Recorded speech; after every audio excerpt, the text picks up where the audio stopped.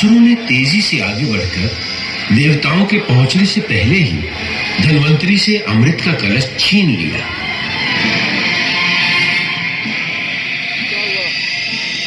असुर कलश लेकर भाग गए। धन्वंतरी कुछ न कर सके।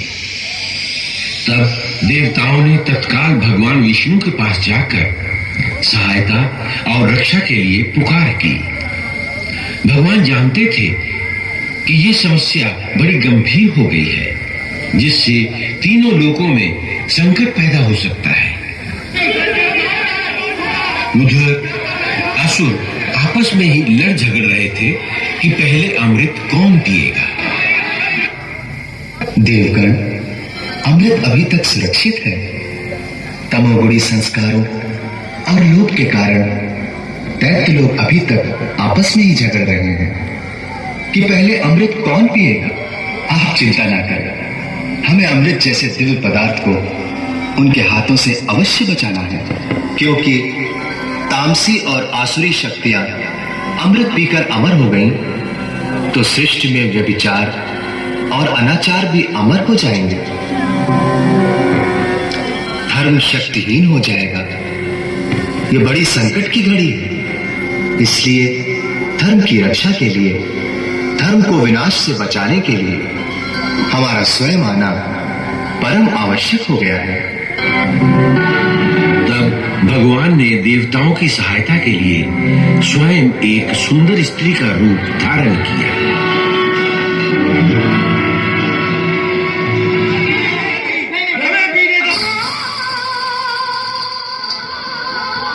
आप लोग कौन हैं?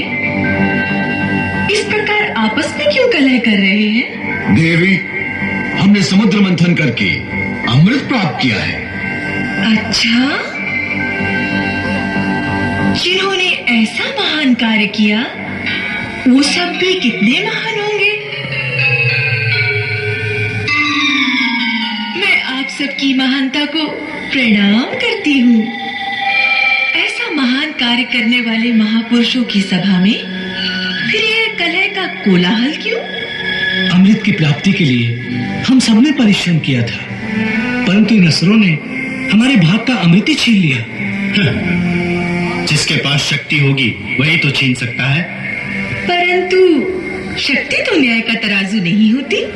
तो फिर शक्ति का क्या नाम? शक्ति तो न्याय की रक्षा के लिए होती है। न्याय का मापदंड हम अन्याय भी नहीं करेंगे। परंतु इसका निर्णय कौन करेगा? तुम। हाँ, तुम। हम न्याय अन्याय, धर्म अधर्म का सारा निर्णय तुम पर छोड़ते हैं।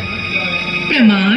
प्रमाण तो ये है अमृत कलश, जिसे चाहे पिला दो, जिसे चाहे प्यासा मार डालो। अच्छी बात है, अब मैं ही न्याय करूंगी।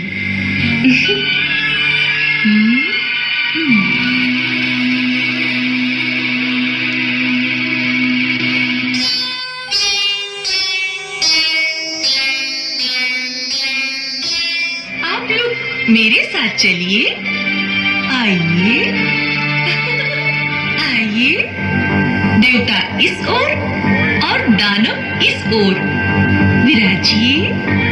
जैसा कि आपने स्वयं ही कहा है, अब मैं जिसे जिस योग्य समझूंगी उसी रस का पान उसे कराऊंगी। स्वीकार है? परंतु नृत्य के साथ।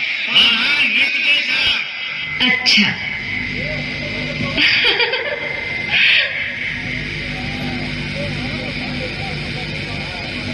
John!